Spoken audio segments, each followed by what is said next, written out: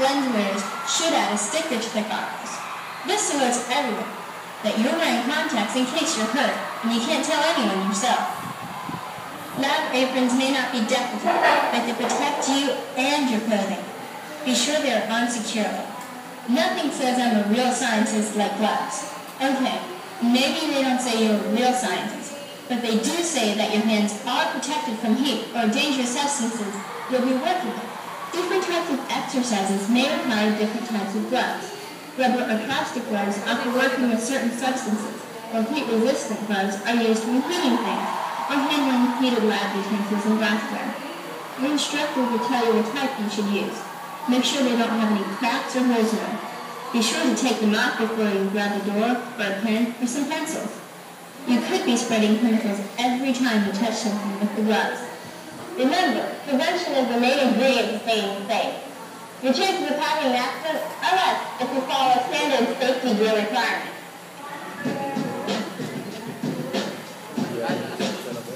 So the best way to address accidents in the laboratory is to avoid them by using your head, staying alert, and having the right attitude about what you are doing. People can become seriously injured in the lab. Keep that in mind every time you walk.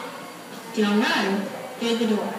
You need to know where your safety equipment is now. That way, in the event of an accident, you won't be running around looking for it. For starters, each lab should have a first aid kit. Take a moment to locate it now, and remember what it is. Make sure you know where to find the fire extinguisher.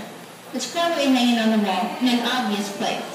When unexpected flames erupt, remove it from the wall, hold a pin, aim at the base of the fire, and squeeze the handle until the flames are extinguished. Know the proper fire drill procedures and know the locations of fire exits. Not all fires can be extinguished by the same fire extinguisher. The letters A, B, or C indicate the types of fires these particular extinguishers can put out. Wood fires require an A designation. Liquids need a B rated unit. An electrical fire should be extinguished with a C rated extinguisher. Most labs use multi-purpose extinguishers that can be used on fires regardless of their fuel source. Not all fires will need a fire extinguisher. Sometimes they can smother the flames. Such as small flames in a container. You can pop a lid on it and the fire is out. Look around for the fire blanket right now. It's probably just what it sounds like, a blanket you use to smother a fire. You need to be careful with these. Wrapping them around a person who's on fire can force the flames from the body up towards the face and neck. Eye wash stations and safety showers are required in chemistry labs and most photographic labs where eye and skin damage from chemicals are present. They will be clearly marked with signs. If you are burned, if caustic or other hazardous materials are spilled on you or merely comes in contact with your skin, you should immediately begin to wash the area with water and send a lab partner to get the teacher. A safety shower should be close by. It may be necessary to remove your contaminated clothes. Safety in this case comes with my modesty. Whether fully clothed or not, it is important to begin the washing process immediately. This is not your normal shower. There's no soap, and the water has only one temperature, cold. Different types of eye wash stations operate in different ways. Find out how to use yours and practice. If a chemical is splashed into your eyes, an eye wash station is also nearby. If you can find your way to the station, bow your head to activate the flow. Often the water is activated by stepping on a foot pedal. If you cannot see to make your way to the eye wash station, shout for a fellow student to lead you there. Remember, don't be shy. Be decisive and quick. It could save your eyesight. Know if there's a telephone in the room and what numbers to dial for help. Those emergency numbers should be posted beside the phone. Find out if there's a second or third exit from the lab. Check windows to determine if they can be used for quick departure. That information is needed before an emergency develops. Now that you know what to do in case of trouble, you're ready to begin experimenting, testing, and getting an up-close view of science. The first thing you should always do is know what you're doing. Sounds simple enough. Know the activity, know what you need, and know where to get it. Read directions before you start your activity, and make sure you understand them. And remember, stay alert. As you read through those directions, you're going to come across these. Symbols that should alert you to dangers associated with laboratory activities. Know what they mean. Don't guess. Glass flare hazard. Most breakable stuff. Handle here. Electrical hazard or sparks. Use particular caution when dealing with this electrical equipment. Eye hazard means you need to be careful of flying objects or splashes. Use eye protection whenever you see this. You'll see the fire hazard symbol when you are dealing with flammable materials. Resins can even do you harm through your skin. This means you need to wear protective clothing. Two symbols indicate you need to pay particular attention to your hands. Wear protective gear and pay attention to how your hands may be injured by that particular experiment. Foot protection indicates you should wear those good, sturdy, closed-toe shoes that we mentioned earlier. Animal safety and animal care. This symbol reminds you to use caution when handling animals during observation or experiments. Plant safety. Some plants could be poisonous. Toxic fumes may be present when you see this gas protection symbol.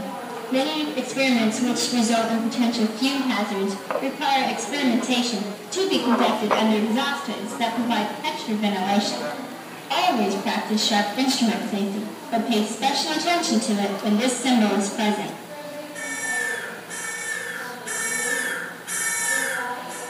Radioactive materials are rarely used in schools, but if so, this symbol will alert you to their presence, and you need to take precautions.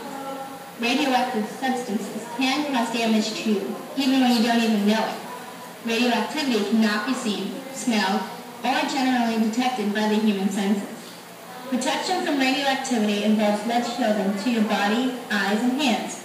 If radioactive materials are used in your laboratory, special lead-lined clothing will be available.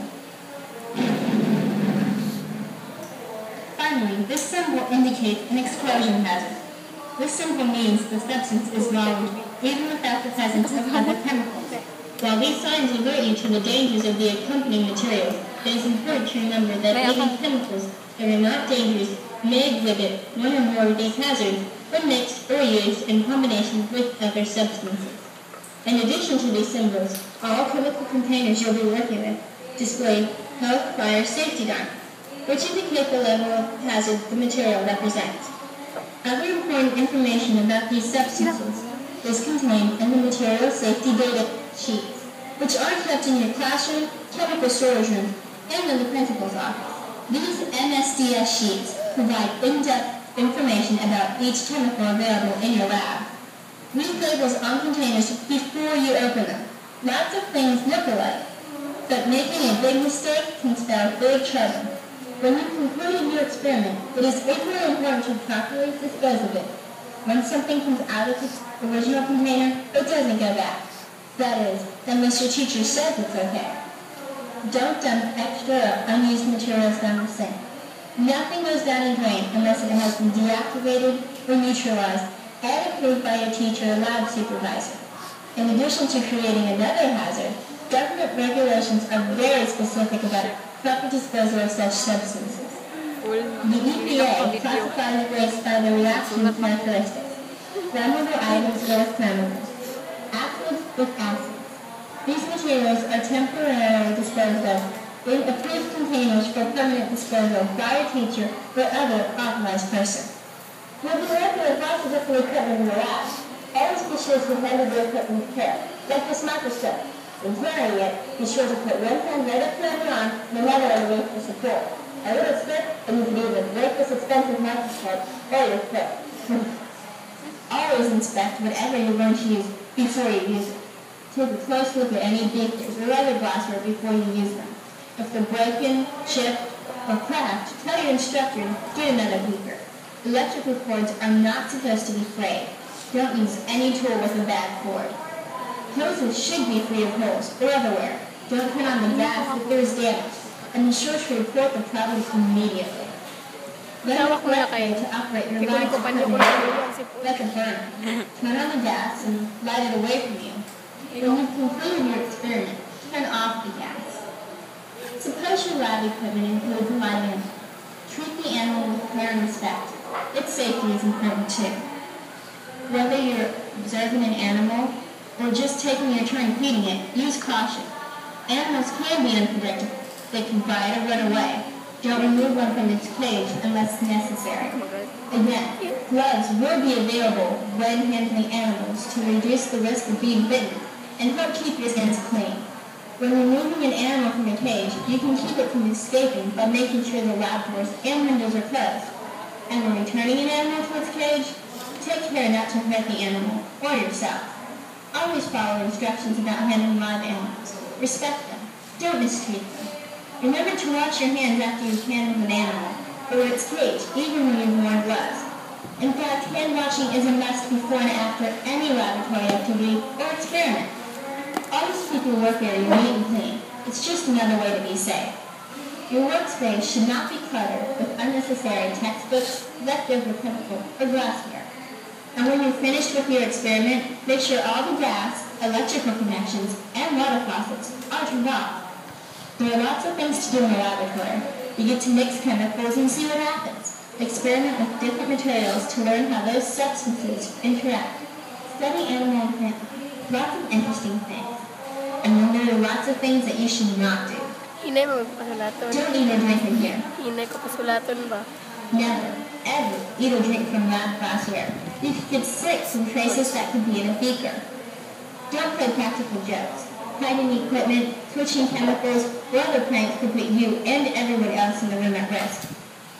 And don't perform any mad scientist acts, like mixing chemicals without your instructor's permission. All activities in the laboratory need to be controlled. If you are out of control, you put everyone in danger. Let's say you followed all of the rules, did everything you were supposed to do, and there's still an accident. Uh-oh!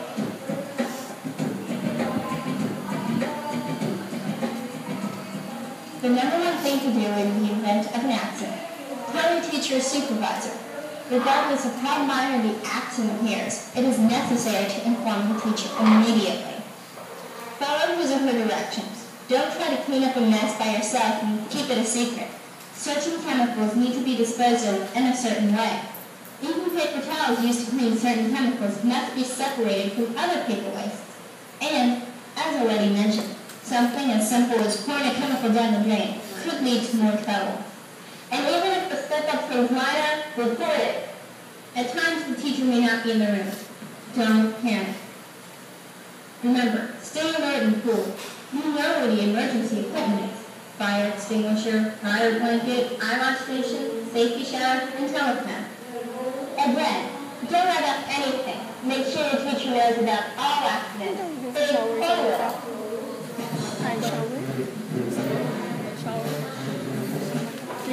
The laboratory is a place where you can experiment, learn, and answer questions.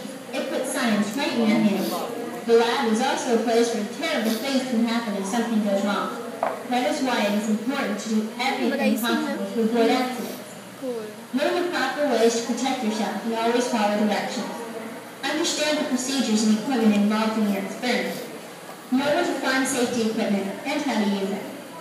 And above all, respect the dangers that are around you. Stay alert, use your head, and have the right attitude about this room. It's a great place. Great things have come from laboratories. Chances are, some of your most valuable learning experiences will be in a lab, just like this one. If you learn to be safety conscious, you've already chalked up a valuable lesson.